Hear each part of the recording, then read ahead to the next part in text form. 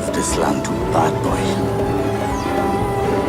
I believe in land. I believe in land. Hi, I'm Michael Mulida, Director of Green Days by the River and a graduate of UWI.St. Augustine Film Program. So check us out.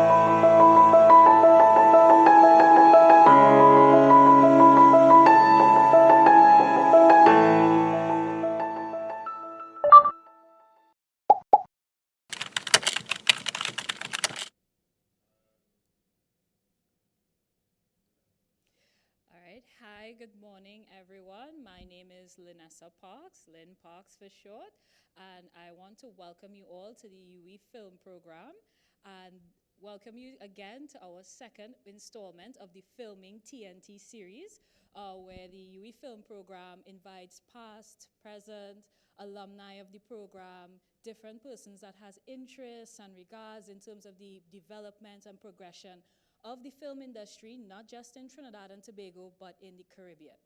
The UWI.Film program still remains one of the premier spaces to learn and engage with cinema with a Caribbean heritage and orientation. So this series is also to bring more visibility and awareness to the program and to help audiences understand what our students and alumni have done in the past and will continue to do in the future. So today we are very, very proud to welcome some of our past students and also additional alumni of the Creative and Festival Arts within the University of the West Indies. So thank you all for joining us, and we really do hope that you would be engaged with us and learn and come to different workshops that we have. Next week we are doing a workshop on storytelling featuring Ms. Amanda Zilla, who will be leading the workshop. And the following week we are doing contract law featuring Dr. Emma Peru as well as Dr. Justin Koo. So we do look forward to you guys coming to all of these workshops and events, and I'm very grateful that you are here. So not much further ado, I would like to welcome the members of Pomegranate Studios. They will introduce themselves and give you a brief description of who they are, what they do, and what you're going to see today. Thank you.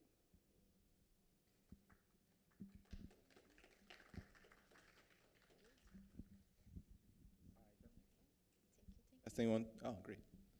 Hi, everybody. Hello. How y'all going?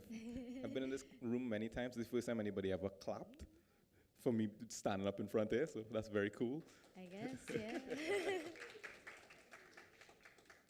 My name is Mikhail.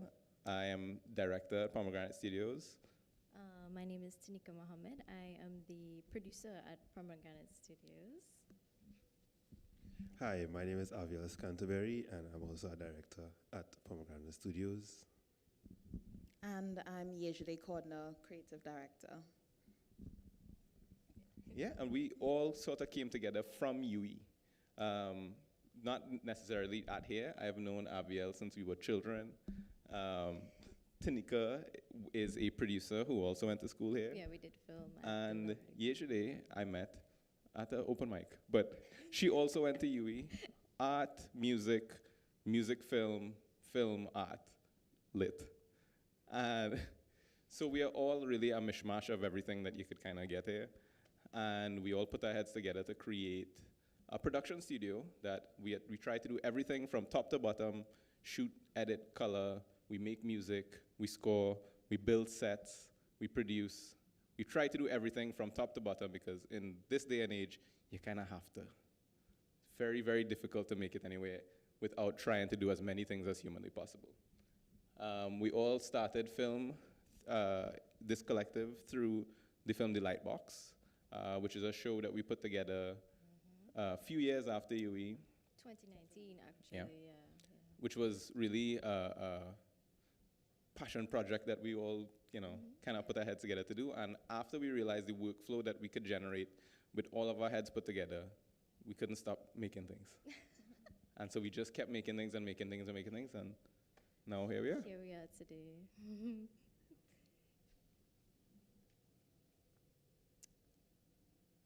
All right, so we're here to talk about micro-budget filmmaking. What is micro-budget filmmaking? A lot of varying definitions, but a lot of the definitions point to a film that is within the range of about 7,000 US at a cap of the entire budget of the film. And if we know filmmaking in Trinidad, I'm sure a lot of us have made films in Trinidad. That's most films in Trinidad. We're looking at somewhere in the realm of over 50% at least, right? About. Great. So what we're actually talking about here is how to get things made in Trinidad.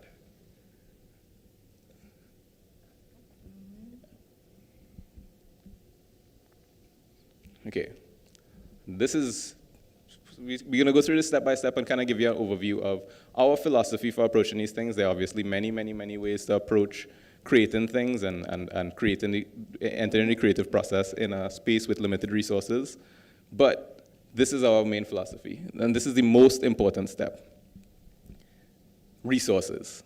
Hard to come by here, hard to dig and find because of, cloistered network. But you could ask yourself first, what can I do? I can film on a camera. I have a camera at home. Maybe I can sing. Maybe I can do a dance. And truly where your ideas have to start, before you even conceive of an idea, you have to think, well, what ingredients do I have to make a dish?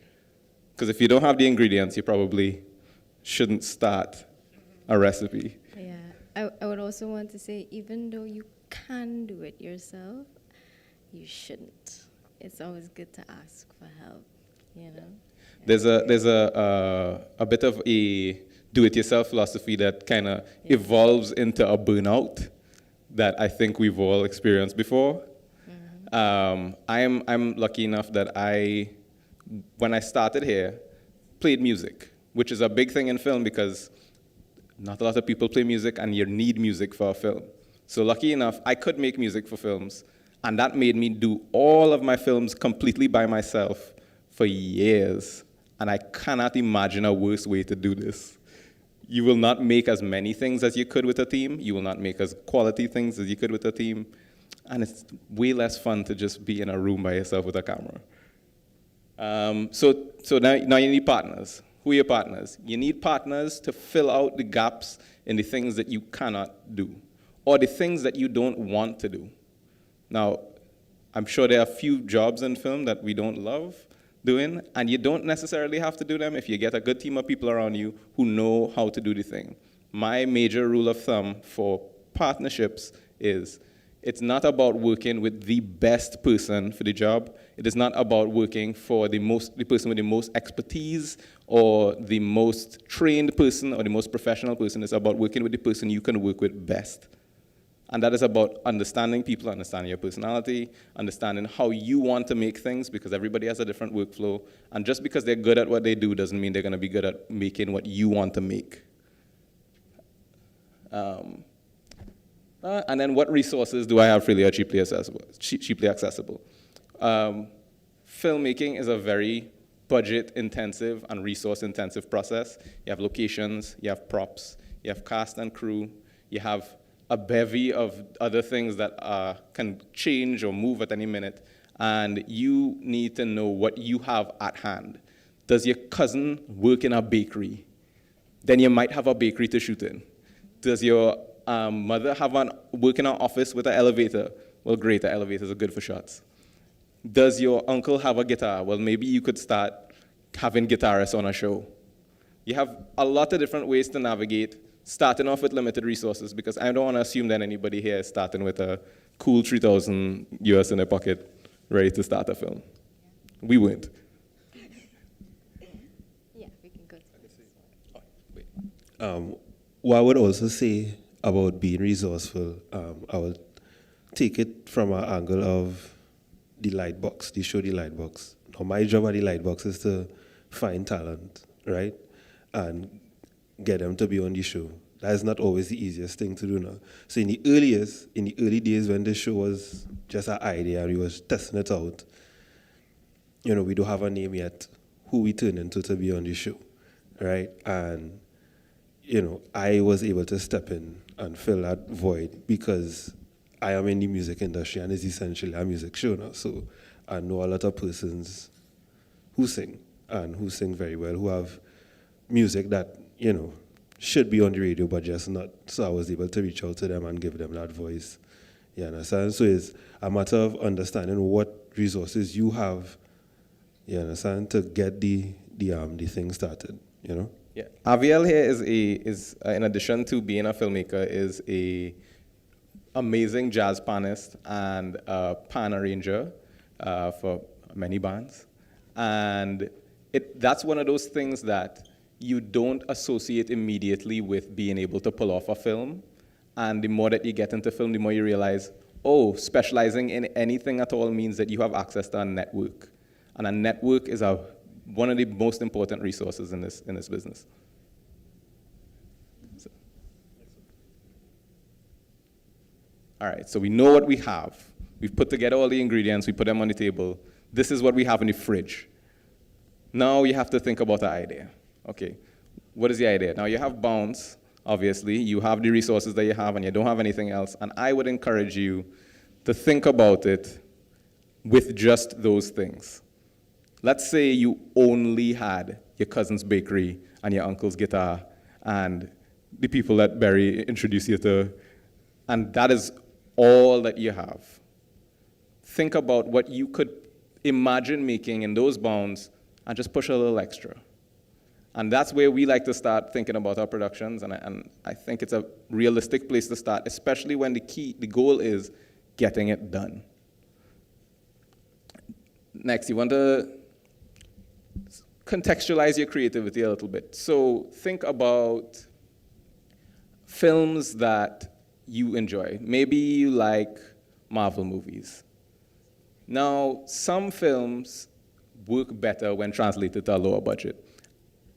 Not to say you can't make a Marvel movie. You could try it, and it could be amazing. I would say maybe you don't want to start Marvel movie.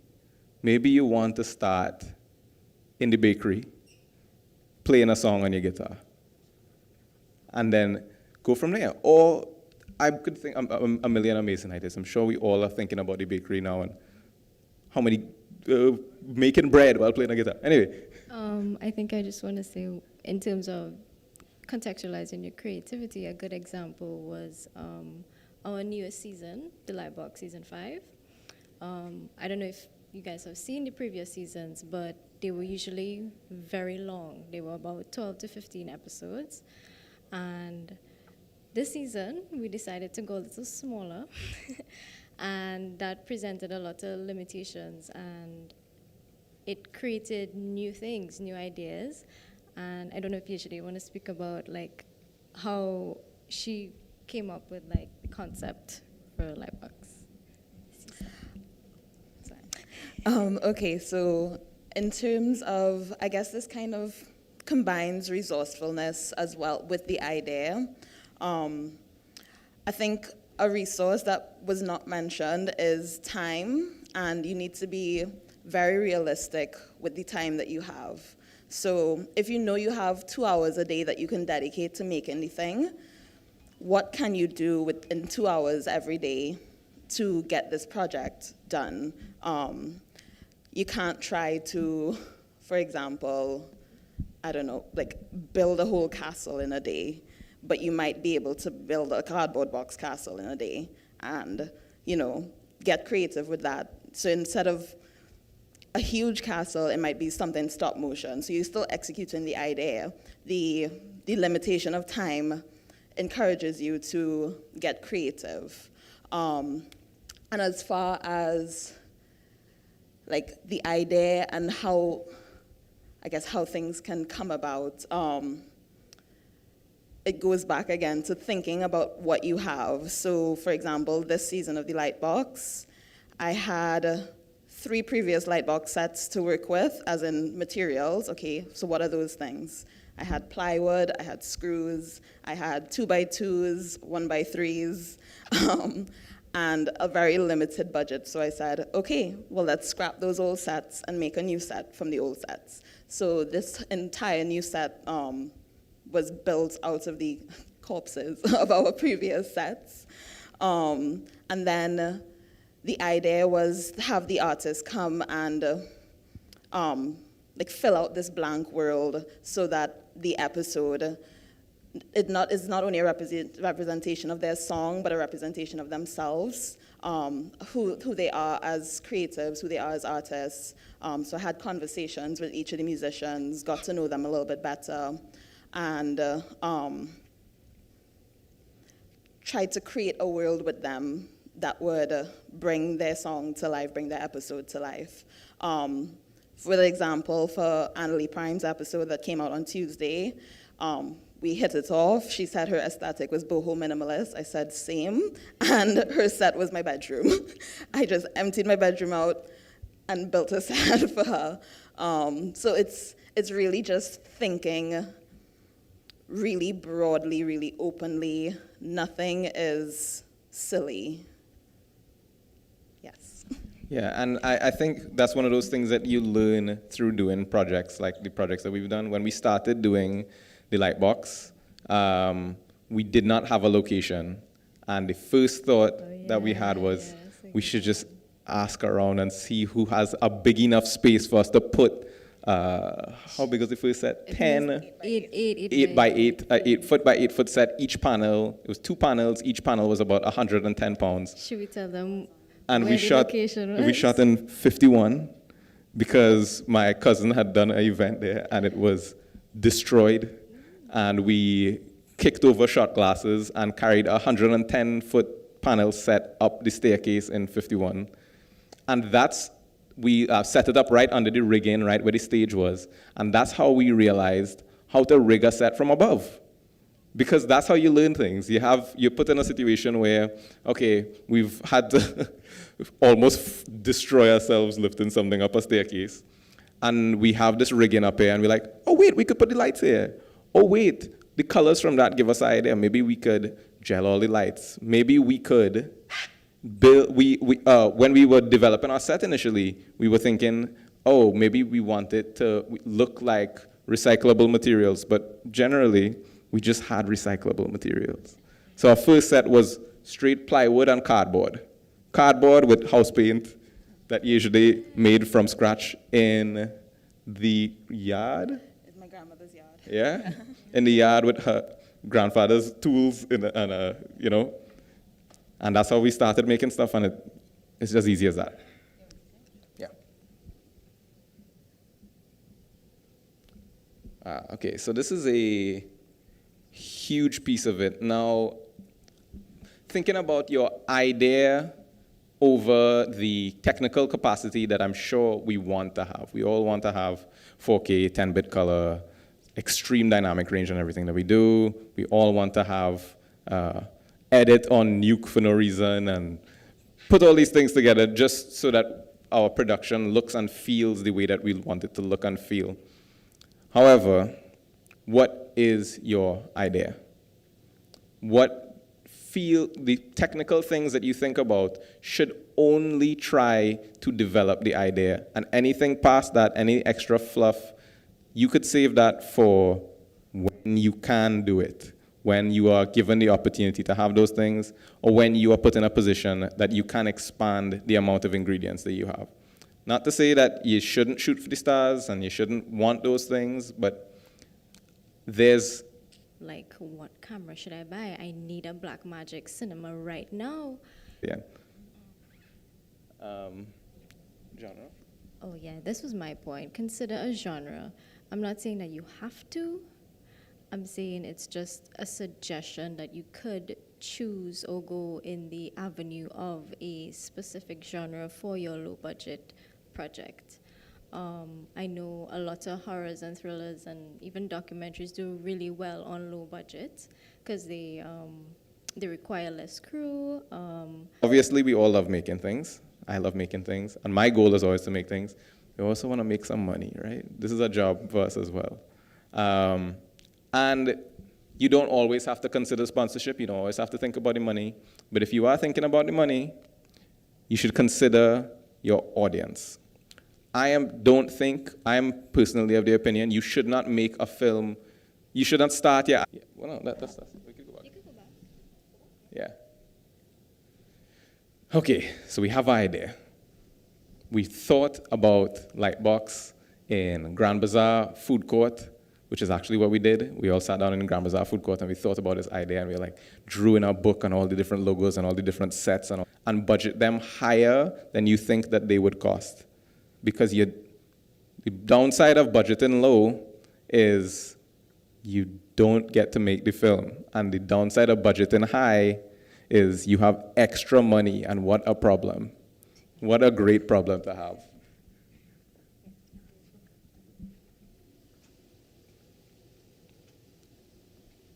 Right, so funding and sponsorships. All right, so the first step into acquiring funding or sponsorships is you need to register your business. And if you guys were here for Film TT's workshop, I think a couple of weeks ago, she was kind of giving some tips on like how to register your corporate or non-corporate. You need to register your business. A lot of the time we are going to large companies in Trinidad for sponsorship about doing that. Sure.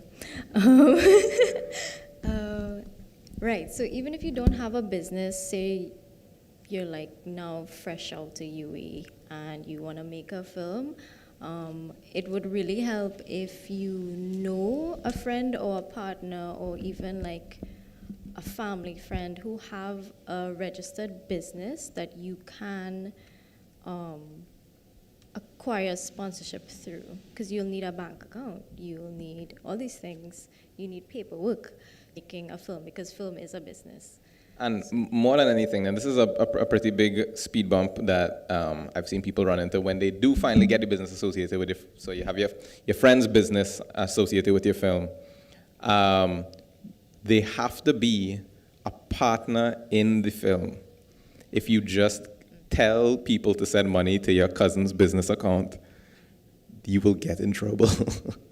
I've seen that happen before, and I will not say any names, and I won't say who or why. But just know that you can't just say, send the money over here.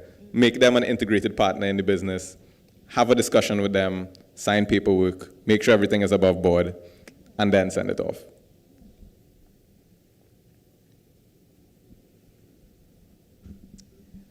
Yes, do your research. This is my favorite part, research.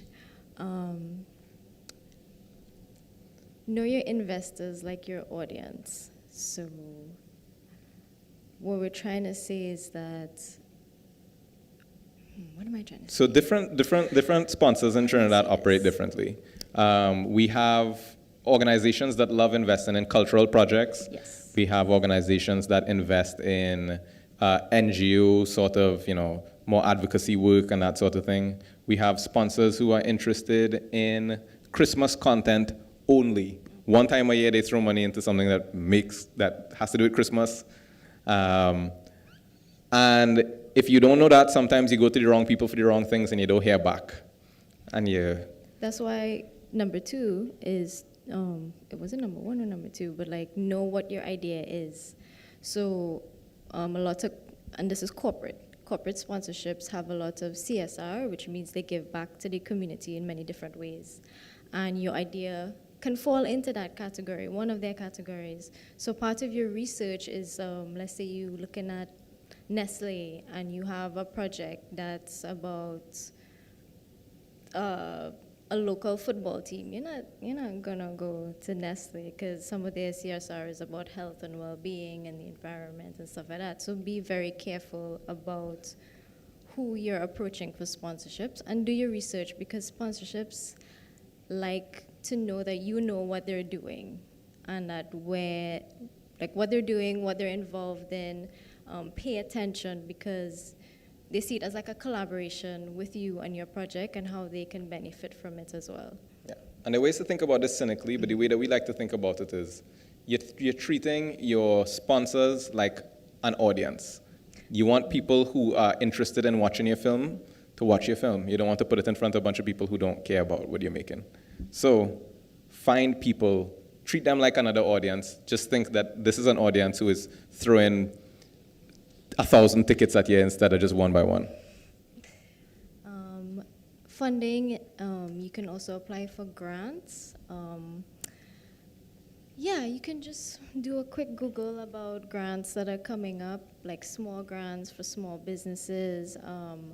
Pay attention to big organizations, I would say, like, UNESCO, United Nations.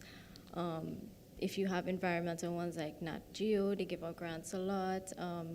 I believe the film company as well has their rebate program, so you can look into that. Yeah, so grants. Yeah, and grants do a very exciting thing where they give you the bounds a lot of the time to start with. Grants are generally based on a topic sentence, or a general premise. And sticking in those bounds already puts you in a situation where you know off the bat, do I have these resources? The grant wants a documentary about flooding. If it's dry season, you can't do that documentary. That's just what that is, and it sets those bounds for you before you know what you're getting into, right off the rip. Not all sponsorships have to be financial. That's a good one that I have learned over time. It's not always about the money. You can always ask for sponsorship for different departments in film. So like say, catering, you can approach a food company. I like to approach small to medium businesses, company that are now starting up, because they could really use the promo for your project. And that's a good collaboration to have. And you get amazing food for your crew, happy crew, right? Props, you can approach hardwares, you can approach like party stores, tell them your project, tell them what it's about. Maybe they might invest in it,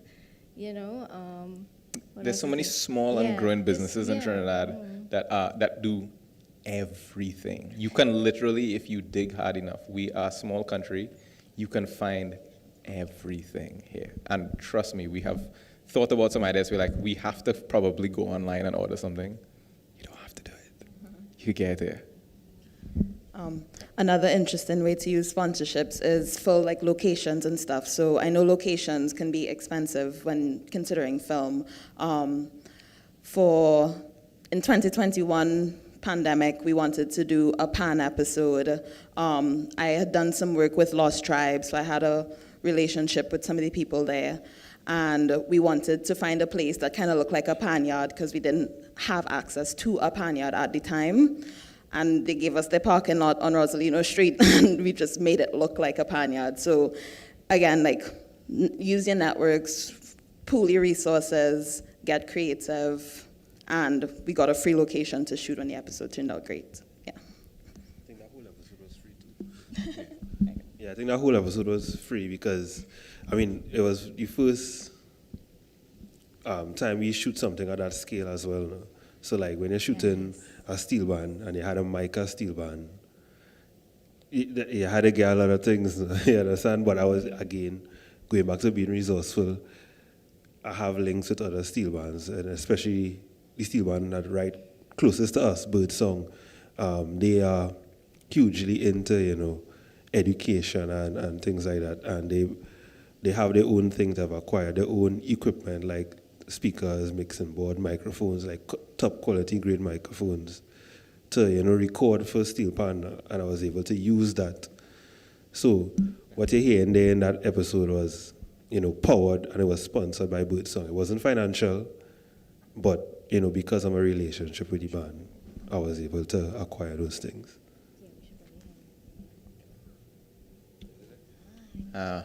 Okay, so this is, again, we're coming from the perspective of we started this with not like a crazy amount of links or anything like that. We are just like a group of young people who started a business. We don't have any of the right last names or any of the like fun extra stuff that comes along with, getting a big network and stuff. So one of the things that you have to do to get into the room sometimes is make the thing, like all the way through. Because people who are investing in a film like as much as possible to get as close to seeing the final product. It's like buying something in advance and just trusting that it's going to be good with no idea that is happening before, especially if you're just starting off. They don't have a lot to go off of on what the quality of the film is going to be, on whether or not you could pull off this idea. And when you write a very detailed, great proposal, sometimes they're just like, we don't know if you could do it. And that's an unfortunate, very kind of rough reality of that thing. That said, you can make something. I would say get as close as possible as you can to making the thing. If you can't make the thing, shoot some promo. If you can't shoot no promo, start getting awareness out. Get people interested in the idea. If you have, the thing that they're looking for is audience. So if you can build enough buzz before you start, you have a better chance of getting in the room, you have a better chance of people actually talking to you, and you have a better chance of making your case for why you want to make the thing. So we have a kind of totem pole of options that you have, and at the very bottom of those is network. I am very bad at networking.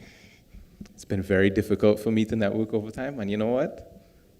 It does get easier the more you talk to people and the more you care genuinely about the things that you're doing. Because if you care about it, you're probably talking about it anyway. If you're talking about it anyway, maybe you talk to everybody about it anyway. And the more you talk to people about it, maybe you find more people who like the things that you like, and you find ways to work together.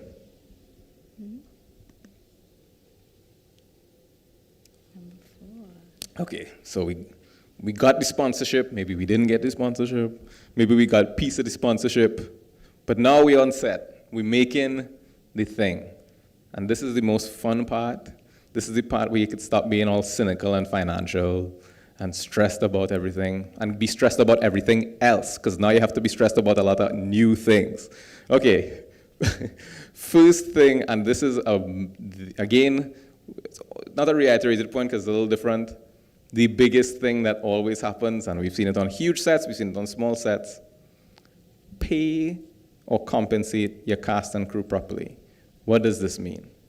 Have all of the hard, uncomfortable discussions with every single person that you are working with, and just make sure that they are happy with what they are getting. It does not mean give them $1 million. It does not mean give them equity in the film. It doesn't mean give them like 80% of what you have. It just means that you have worked out something with them that they are happy with, and actually happy with, and not just gritting their teeth and doing it, because that is going to be so much worse for you down the line. You don't want to work with people who don't want to work on the thing.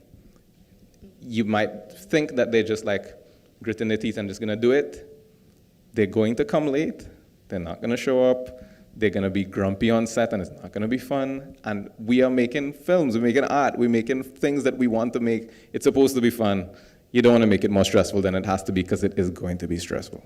And also your crew is kind of becomes your family at a point. You're going to see them almost every single day, every hour, everything. You're going to be sharing so many things. And even on set, you get like emotional. I mean, it happens. So I think and we're people, and film is a teamwork.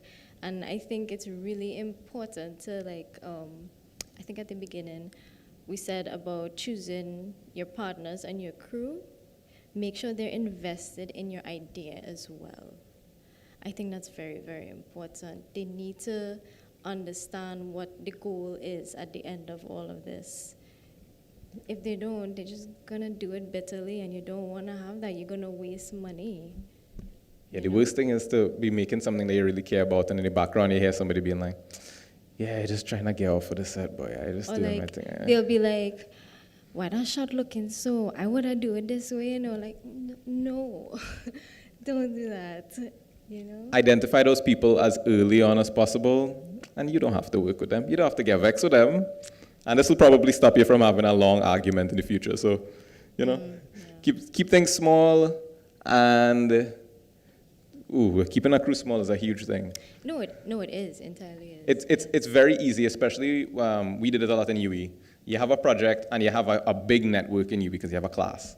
You have everybody there. And the instinct is we want to do as many things as possible. Maybe we need how many people we could get on set. We could have 6 grips running around, throwing things around, and no. Honestly, you don't need that. think about how many people you actually need to make it done, to get it done, and maybe add one, maybe add two at a stretch. Add a camera assist. Camera assist is a big thing. Add a lighting assist. Yes. And just a quick side tip, and it's something that I feel passionately about, but it's a little rough to say. Okay, you get into film, we have different body types with different, people. You're gonna have to work out a little bit. It don't matter who you are. It's a large part of this industry is lifting heavy things. And if you can't lift heavy things, maybe that extra person should be somebody who lifts heavy things. It's not a bad idea. Another huge thing. Oh, before good. we get to scheduling, I just want to say the iconography film, it was the smallest crew ever. I don't know if you guys can guess how many people was on it, but it was literally 3 people. 3 people. 3 people. And I'm not saying that's a healthy thing. You should not do that. I'm saying that is what the circumstance was, because when we sat down, 3 of us spoke about doing iconography, we figured it's just us. We're going to have to do it. We don't really have the money yet. So, yeah.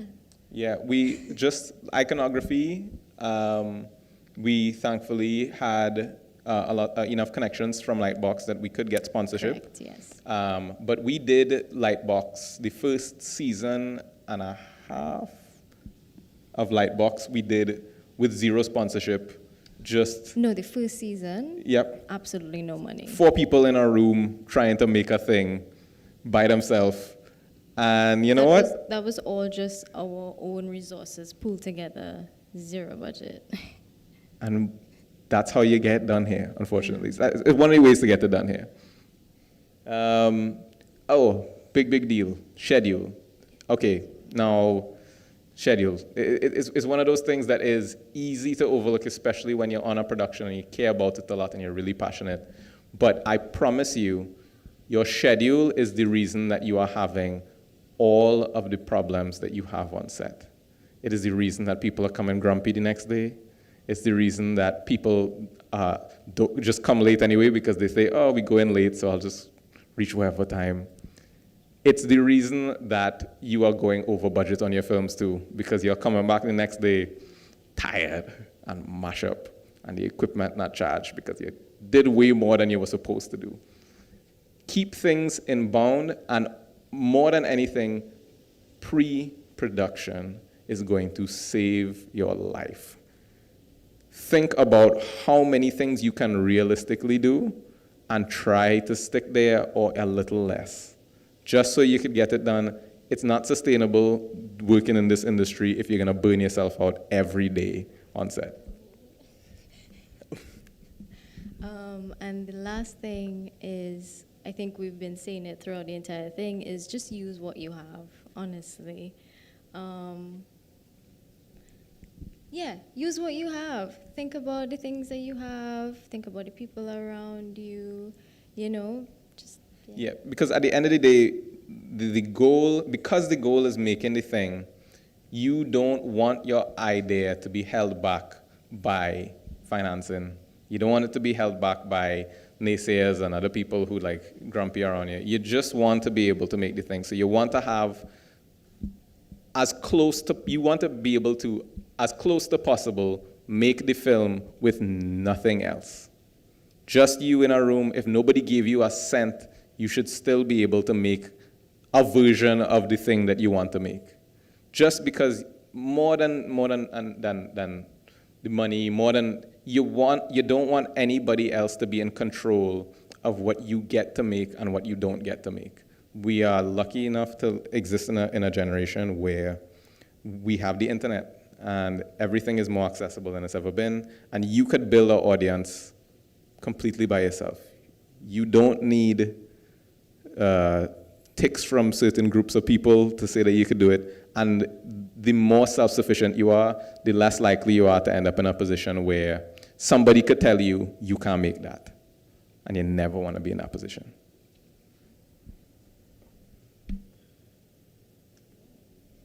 Okay, so this,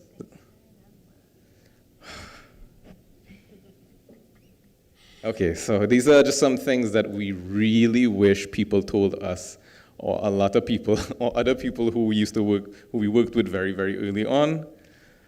These are these are the biggest speed bumps they hit. Audio is so important, and I'm coming at this as somebody who, I have a bias. I've been producing since I was 12 years old, and I've been around a lot of audio equipment. Barry too, so Barry's get frustrated about it plenty.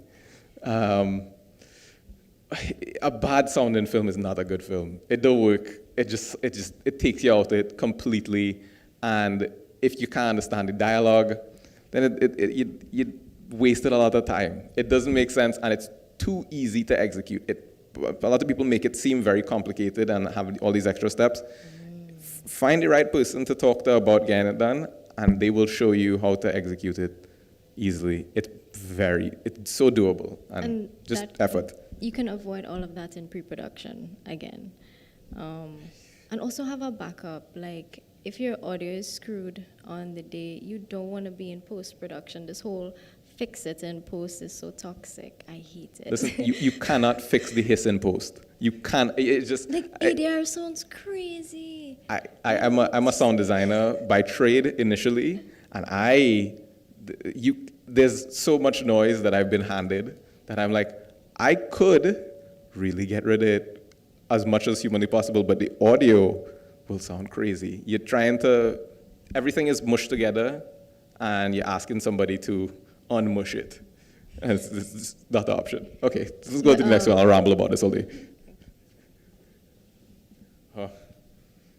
This is a personal shot at me, specifically, because I spent so much of this whole thing not asking anybody for help. And because of that, it stopped me from making the things that I wanted to make in my brain for years. This idea that I don't need nobody to, I mean, if I ask somebody, then I owe them. Or if I ask somebody, then they might say no, and they'll say my idea is stupid. And then I'll be like, oh, okay, well, and then I don't make it. Ask around. Ask around. If you need the help, ask for the help. It don't make you worse at filmmaking. It don't mean, nobody gonna think that you don't know what you're doing. Yeah, no, there's, one of my lecturers here said there's no stupid question, and there's like, if you're a student here, I think you can also reach out to your lecturers. Like, don't be afraid to talk to them. And don't be afraid to talk to, I know they seem very intimidating, but don't be afraid to talk to the older filmmakers in the industry. Yeah, and also don't be scared to talk to people like your equals. We all filmmakers in this business. Just because somebody make a big thing or they get a big budget here. They're not better than you. Everybody's people. Talk to them regular. Talk to everybody regular. If they don't talk to you regular, that's on them. Because the goal is, and they seem to forget, is to help each other. We're all growing our industry here. Yeah, in Pomegranate Studios, we started something earlier this year called the Dream Factory, and the whole idea is we are trying to create more resources for upcoming filmmakers, people who just getting started, people in various industries who just trying to get a foot in.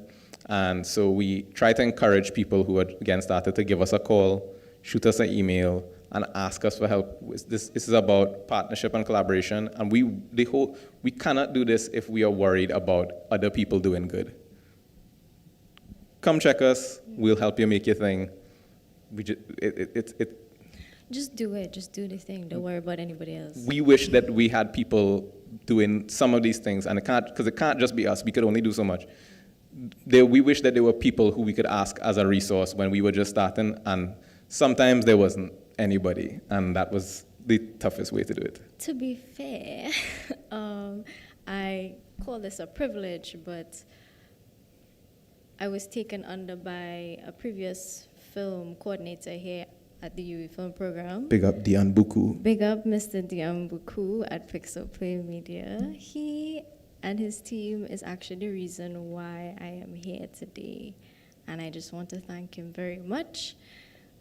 Literally interning with him for a couple of months and then coming on board with his projects really helped. So I think it's really an email away Like you can reach out to them and say, hey, I want to work on your set.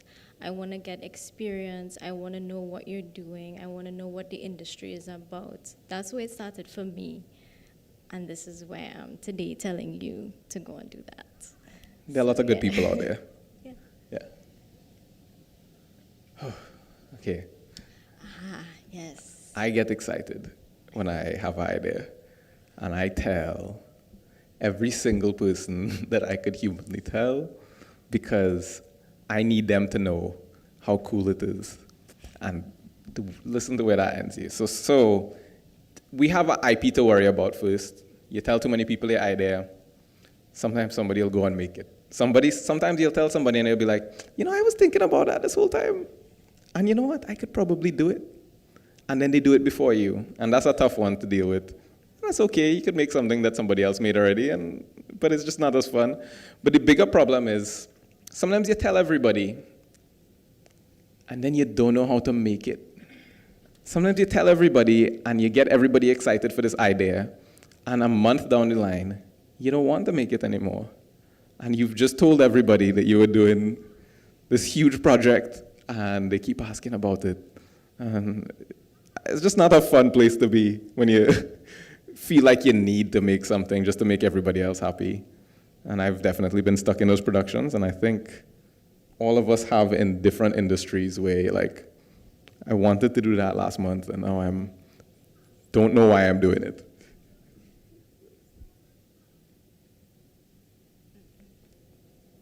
IP.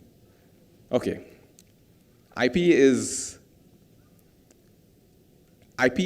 protecting everything that we have, and it's very easy to think.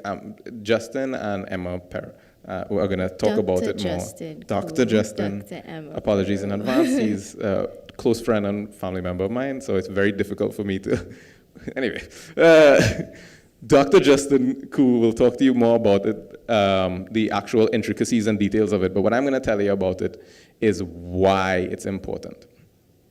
Protecting your IP is important through trademarks and patents and getting your business registered and all that, because a very large chunk of the revenue that you can generate from your film is through commission and through licensing. Licensing for series and feature films and almost any kind of content that you need to make is a massive chunk of money that the moment that you don't secure your IP, you are throwing away. When you make the video and you post it on YouTube, you post it on Instagram, you post it on Facebook, and somebody screen grabs it and reposts it, sure, it'll bring you a few more views, maybe it'll give you a little more traction, and that's a good thing sometimes. But you want to have the option to stop that if it is going to screw up a bag, if it's going to make it so that licensing person who reached out to you to stream your film on Hulu or Netflix, or if they see too many of those around, it raises a lot of questions about, well, why are we paying for it? If we could just screen grab it off the internet and 50 other people have it, it just lowers your ability to negotiate for selling it to somebody. And sometimes you don't want that, let's be honest. Sometimes you don't want to put something out and let everybody see it as soon as humanly possible, and that's great too. And you don't need to worry as much about some of these things, but you still want to think about the things in it that you want protected, the things that are your ideas and the things that you want attributed to you, because those things also have value. And we recently trademarked iconography. Yeah, we did. And because we saw the value and because the response we got from the public was so large and so great, we knew that what we created is special. And I wouldn't say it's unique, but I would say it's something that Tobago needs to really see and continue seeing. And I felt like, protecting iconography was really, really important to us. Yeah? Excellent. Oh, yeah. Remember why you do it. This is something I should say weekly, on a weekly basis, tell myself why you do the things that you do. I think the question of why should always come up at every phase of your production, of your idea, of everything that you're doing, because you can get lost. You can't get sucked into the whole process of it. And sometimes you don't feel motivated anymore. Sometimes you fall off of the idea. Sometimes time passes too long. And I think what I tend to remind myself, and we say it literally every day in the office, why are we doing this? You know, why are we doing this? And it's because we love doing this. Yeah, because you enjoy what you do, and I think that's really important. We love being on set stressed and everybody falling asleep. And You love being on stress. yeah, I love sitting in an editing room with like one light on. You like the lights off.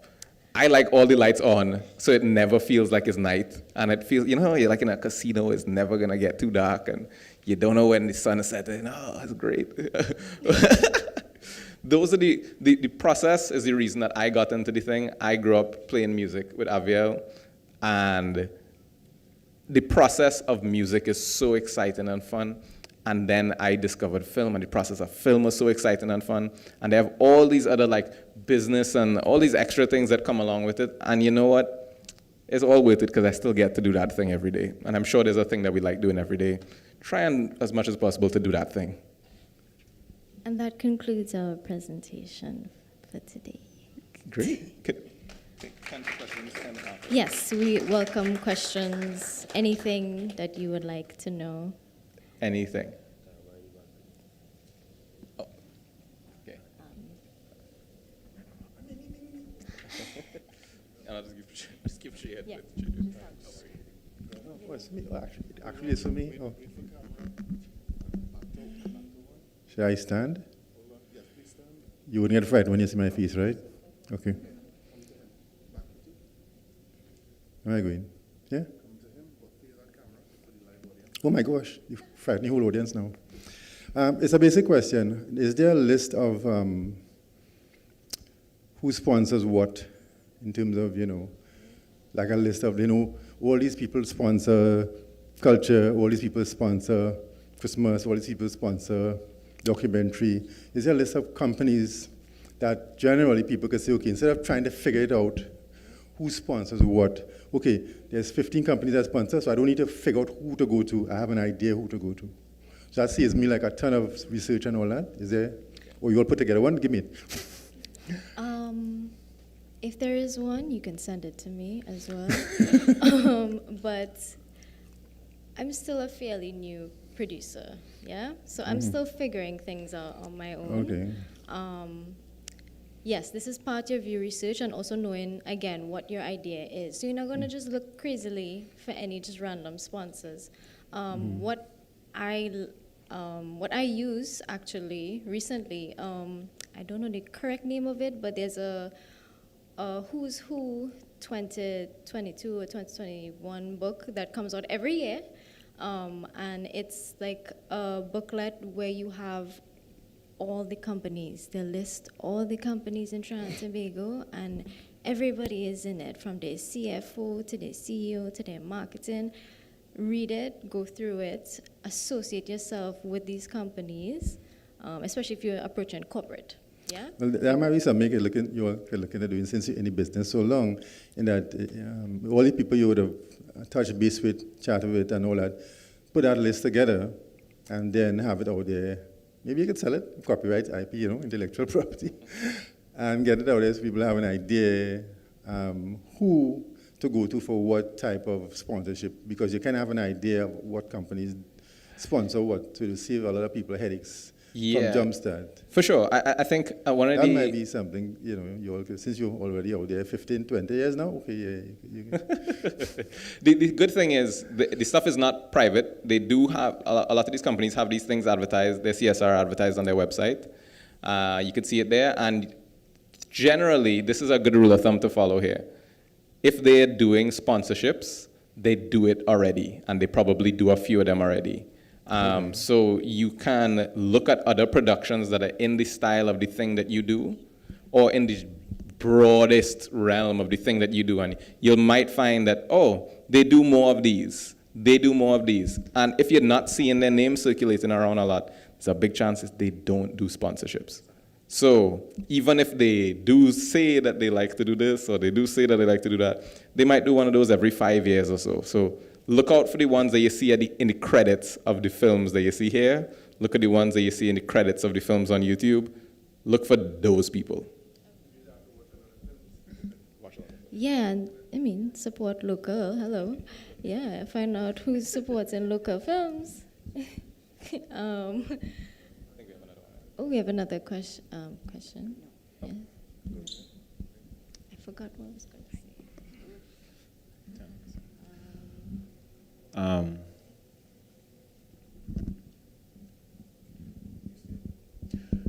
All right, so good day. I'm feeling weird watching the camera and not talking to the questions to the people at the back, but I'll follow instructions and I'll watch the camera.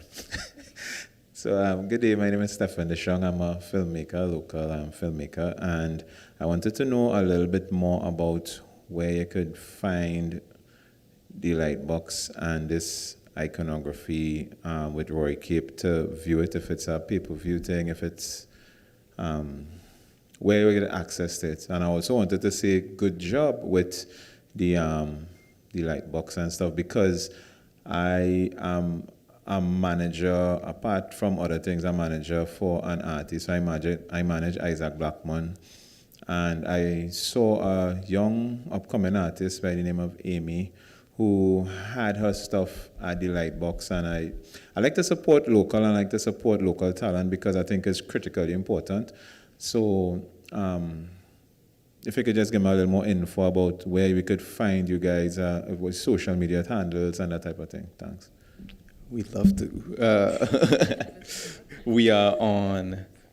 is our website. We have pomegranatestudiost.com.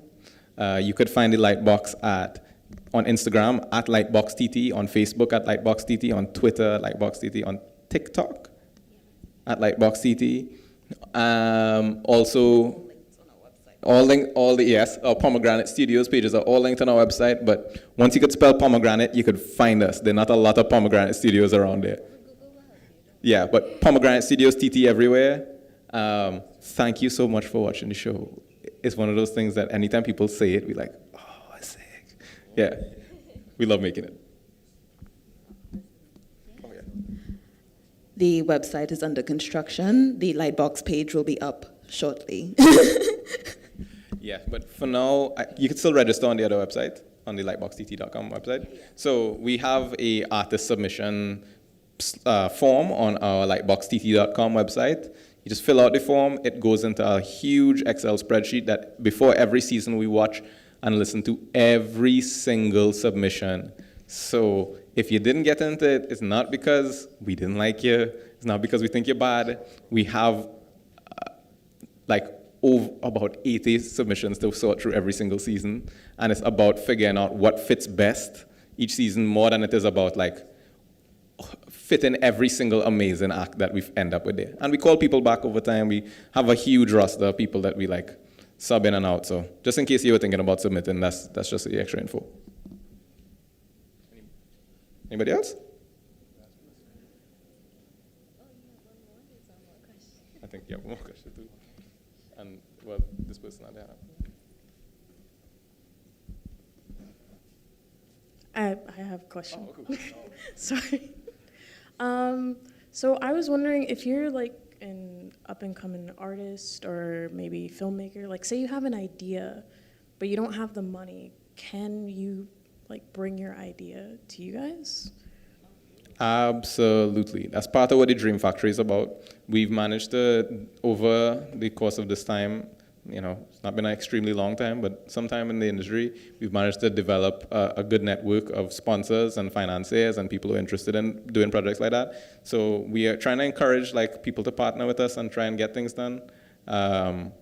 We, again, wish that there was a resource like this when we were there, because we were looking out for people, and trust me, we got a lot of no's, and we got a lot of, you can't do that for the next 20 years kind of things, and you could probably do it. So come give us I have some ideas. Yeah, check us out for sure. Yeah? You know, I'm going to ask this last question before. Last one? Yeah, quicker. Right. The question was, I am a photographer by profession. I do some films, I did some short films, things like that. I made one of my own kind of thing. It kind of made it to film festival and kind of didn't make it to film festival. But anyway, the question is, I've tried to call a few people to ask them about coming on their set to see what it runs, how things work, because I'm not a filmmaker by training or anything like that, or formal training. And nobody called me back. So I'm thinking, how do I get to learn and experience if nobody wants to bring you on their set to learn something or to do something? How do you do that? So can I call you and come on your set and see how it's done? I would say it's one of the biggest things there is about figuring out what you can do that they don't have yet. And if you're just looking to be on a set and get experience and not necessarily looking to make a big buck off of this and it's just about getting the experience, then you want to offer a service that you're comfortable doing, don't offer to do all the photography for the thing, just like offer a service that you're comfortable doing a little bit and seeing if they give you a yes. Well, I've tried saying, well, I could do video, I could handle cameras, I could do these things, So anything you want to do, props, audio, I have a good idea how to do those things. But, it's like, I don't know if you have to be in their tail, as we say in Trinidad, just for them to remember you, kind of thing. So maybe something like that has to be done. Thanks. Sure, I'm just going to expound on what Mikhail was saying in terms of offering them something that they don't already have. You say you're a photographer / videographer. I mean, many things. Okay, well, that's good. And I think using your skill set, something that's overlooked, and this is my role as well, it's a behind the scenes. A lot of productions do not have behind the scenes. Everybody just taking out their phone and snapping a picture and everything. You need good film stills, and I think that is something that you can offer as well.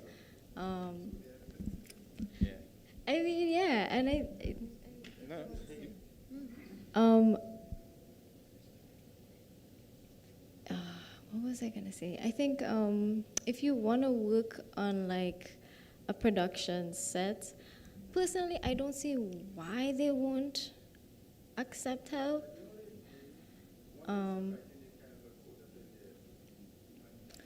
True, yeah. Okay. People get busy, but BTS is a great way in the door because yes, everybody need it, everybody doing it, honestly, everybody want it because everybody have social media for the thing that they're making now. They need those shots, so try the BTS route. Yeah, give us a go. It also helps sell your film because they need to see what's going on. They need to see who's doing it, what you're doing, everything. Yeah. Thank you very much. And now I think we get to watch iconography. Oh, we get to watch Roy Kim. Okay, cool. Yeah, I'm so excited to see this again. Thank you so much, everybody, for having us. Feel free to come and chat with us after. We'll be liming around. And hope you enjoyed the film. Oh, and I